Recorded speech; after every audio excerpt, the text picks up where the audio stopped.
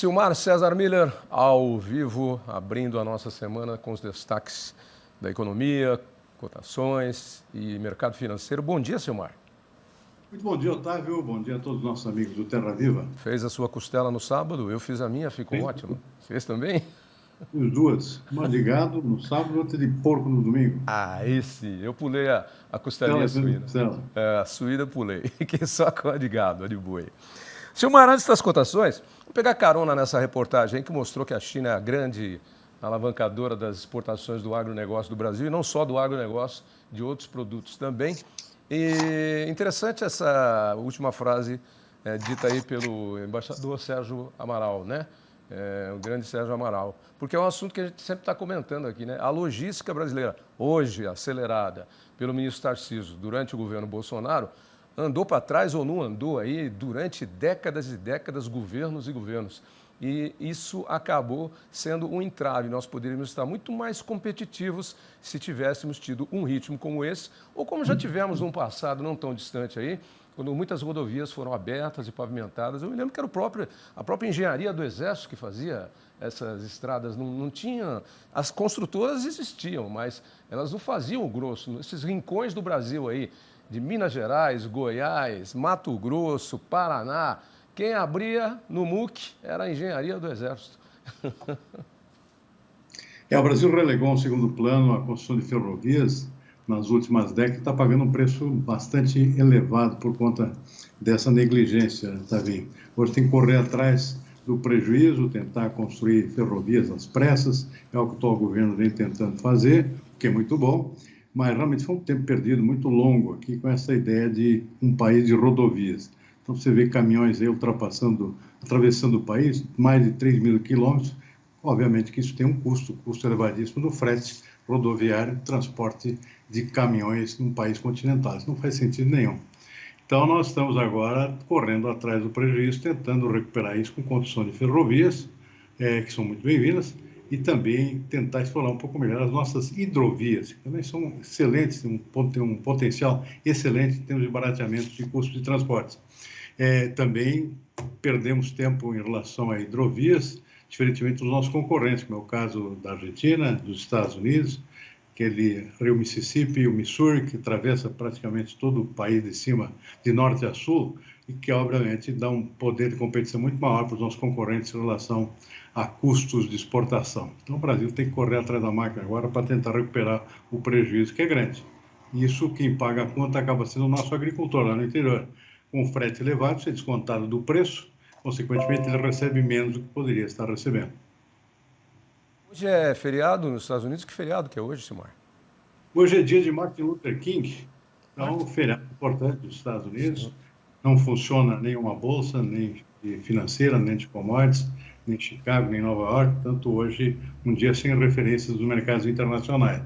Isso tem reflexo, claro, no mercado interno, que também anda meio devagar, pela falta dessa referência externa, que é extremamente importante, tanto no mercado financeiro quanto de commodities. O dólar está operando com leve queda agora há pouco, 0,2%, R$ 5,50. O índice Bovespa, mercado de ações também muito dependente da Bolsa de Nova York, também operando meio devagar hoje, uma pequena queda de 0,4%. O preço do petróleo, está funcionando o petróleo tipo Brent, que é negociado em Londres, que casualmente é a referência aqui para o nosso. Está com uma leve queda hoje, 0,5%, a 85 dólares, 75 centavos o barril. Portanto, cotações de commodities agrícolas permanecem de sexta-feira, quando os preços, nos casos dos grãos, fecharam de forma mista, a soja caiu um pouquinho, o milho subiu um pouco, o trigo caiu, o algodão subiu bastante, foi o grande destaque de sexta-feira, 2,6%. Café também subiu e o açúcar também teve um fechamento de semana em alta sexta-feira passada também. Ok, antes da gente comentar as outras notícias da economia, deixa eu mostrar uma foto legal aqui, ó. Por favor, Élica, fecha aqui. Essa é minha neta, Estela, de 11 anos, que tomou hoje a sua vacina, já no primeiro dia. Ela tem bronquite alérgica, tem asma, então ela está no grupo aí de especificações, né, de comorbidades. Está aí dando o exemplo. Lá em casa não tem moleza. Todo mundo, entendeu? Vai para a vacina mesmo. Inclusive, eu queria até relatar aqui que eu tenho uma amiga que é médica e ela pegou o Covid-19 logo no começo, quando não tinha vacina, né? trabalha em posto de saúde, trabalha em hospital, então... Depois ela tomou as 3 doses da vacina. Ela é minha vizinha, por sinal. E hoje eu estava conversando com ela, ela pegou, além dessa variante aí, a Omicron, ela pegou a gripe também, a H1N3, H3N1, não sei como, é uma dessas aí, essas aí.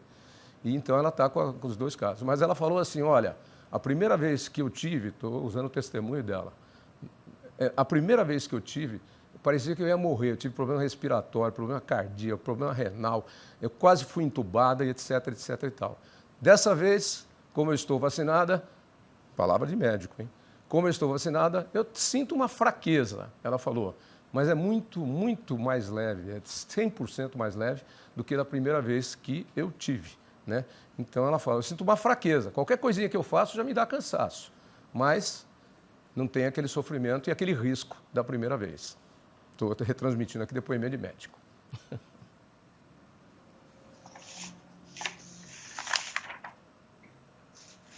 Ouviu, Silmar? Acho que... Opa, tá falando comigo? Eu tô. Ok, não sabia. Pensei que você estava ainda comentando. Pensei que tinha caído o som, inclusive. Acho que caiu, sim. Eu estava comentando aí da necessidade da vacina e mostrei a minha neta vacinada lá. E tá, é interessante. Agora, deixa eu comentar uma coisinha. Ela foi com o atestado do médico e falando desses problemas respiratórios que ela tem. Teve um posto de saúde que não aceitou o relatório médico, deu para ela lá uma lista longa para o pai dela, né? Uma lista longa do que são as comorbidades primeiras que devem ser vacinadas. Eu não entendi por que não estava lá bronquite, asma e rinite alérgica. Se o Covid é um trem que mexe diretamente com o aparelho respiratório, entre outras coisas, como é que isso não pode constar na lista, né? Mas depois fui para outro posto e aí foi vacinada. Interessante, né? Sem dúvida também. Bom, vamos lá, vamos falar aqui da inflação, mas principalmente antes da inflação, do problema da seca e da chuva em excesso em algumas regiões, que continua quebrando tudo, hein, Silmar? O preço das coisas está lá nas alturas.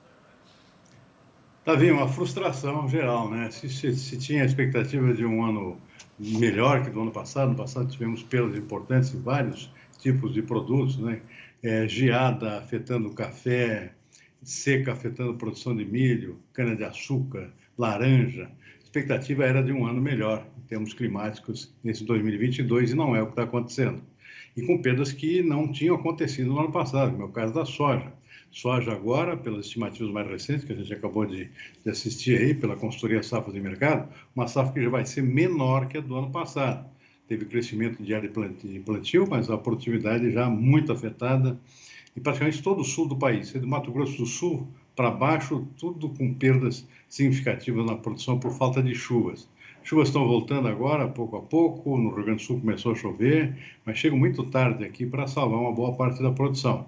No Paraná, o desastre é completo. A safra de soja tem uma perda muito significativa. Se falam em até 40% de perdas na produção. Por enquanto, as estimativas estão um pouco acima disso aí. Milho, então, nem se fala. No Rio Grande do Sul, praticamente quase toda a safra perdida. 60%, 70% da produção perdida por conta de falta de umidade. E assim é de forma generalizada em todo o sul do país. E no resto do país, o excesso de chuvas, afetando também a produção. Tem produção menores lá no oeste da Bahia, por excesso de chuvas. Tocantins sofre com chuvas também muito pesadas. Ou seja, toda a região do chamado Mato Piba lá também muito afetada por excesso de chuvas. Então, é um ano que começa muito mal, infelizmente, está vendo? Vamos ter aqui uma safra menor de grãos, possivelmente, por causa dessa quebra da soja. E tendências para a expectativa de que, pelo menos, se plante um pouco mais de milho.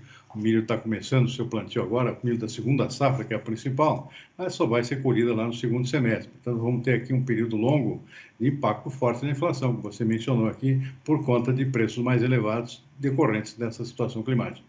Tá bom. Vamos falar agora um pouquinho do mercado financeiro.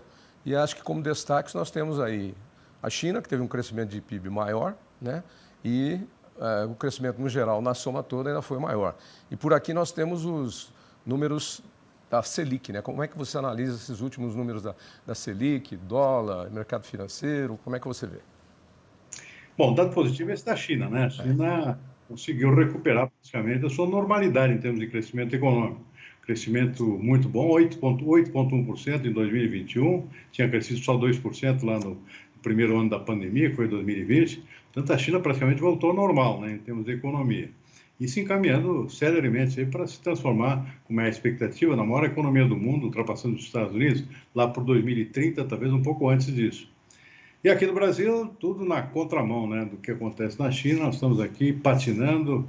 A expectativa do crescimento do PIB para esse ano, 0,29%, expectativa dos agentes econômicos divulgada nessa segunda-feira pelo Boletim Focus, é um pouquinho melhor do que previa-se uma semana atrás, que era 0,28%, mas é um nada, né? É nada sobre nada. E para 2023, deve melhorar, mas com crescimento modesto ainda, 1,75% a expectativa para 2023. Também melhorou um pouquinho em relação à semana anterior. Mas é um cenário horrível, né, Tavinho? Crescimento fraquíssimo da economia e com a inflação em alta, né? Inflação ajustada novamente para cima, 5,09%, expectativa para esse ano, IPCA, e para o ano que vem continua com um índice elevado, né, pelos padrões históricos do Plano Real aqui, de 3,4%, também acima do previsto uma semana atrás. Portanto, é a chamada tempestade perfeita, né?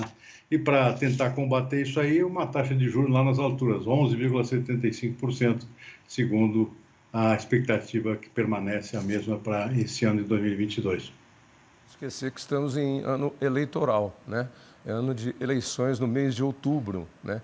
Cargo majoritário de presidente, governadores, só não tem prefeito e vereador, e uma parte dos senadores, né? Que reveza. Agora, a briga já começou, né? As expectativas e as pesquisas sendo divulgadas aí, todas elas aí, querendo acertar o que é que vai dar. E nas ruas a gente só tem uma pergunta, né? O povo vem e fala, como é que... Eu não sei, eu não estou entendendo. O Lula vai juntar com o Alckmin. Mas peraí, o Ciro estava na parada, não está mais. Agora, o Moro vai ser candidato a presidente ou vai ser a senador, etc, etc. As pessoas estão muito, mas muito preocupadas com as eleições, principalmente as eleições presidenciais. Noto isso porque, como nós somos jornalistas, as pessoas vêm bater direto na gente porque elas acham que às vezes a gente sabe alguma coisinha a mais. Então, às vezes, vem sempre trazer uma perguntinha diferente para a gente. Agora, sem dúvida alguma, é uma grande incógnita e que vai mexer mais ainda na economia e no mercado financeiro do país, que já está balançando, né, Silmar? E veja aí, completar essa tempestade perfeita que eu acabei de citar, é o índice de desemprego, né, também. Lá nos 14%, lá, ou seja, em ano de eleição, isso, obviamente, não é nada bom para quem está no poder, né, que poderia melhorar essa situação, e essa situação não melhora, né? Então, vai ser um ano muito ruim para quem está no poder. Certamente isso vai se refletir nas eleições de outubro desse ano. Porque lá na gôndola dos supermercados o negócio não para de subir, não tem nenhum baixo preço, nenhum. É tudo para cima, tudo para cima. Silmar, até amanhã. E a seca que começa o ano aqui surge para complicar ainda mais esse cenário, né? Ou seja, não bastava o que já tínhamos pela frente, agora essa falta de chuvas aí derrubando a produção, né, também. Que tempos, não? Nós fechamos 2020 achando que com o negócio da vacinação, 2021 ia ser diferente. Foi não. Foi a mesma coisa que o 20 e com alguns agravantes como esse que você acabou de citar aí. E a gente entra no 22 do mesmo jeito que entrou no 20 e no 21, com a pandemia explodindo pelo país, de uma forma diferente, uma variante diferente, mas com a economia... olha, eu diria que antigamente, antes ela estava patinando, agora ela já está com meia roda na lama já, né? Ela está encalhada. Para desencalhar, vai ter que chamar guincho e trator. E olhem, haja guincho e haja trator. Tchau, Silmar. Tchau, Tavinho. Uma boa tarde, até amanhã. Até amanhã.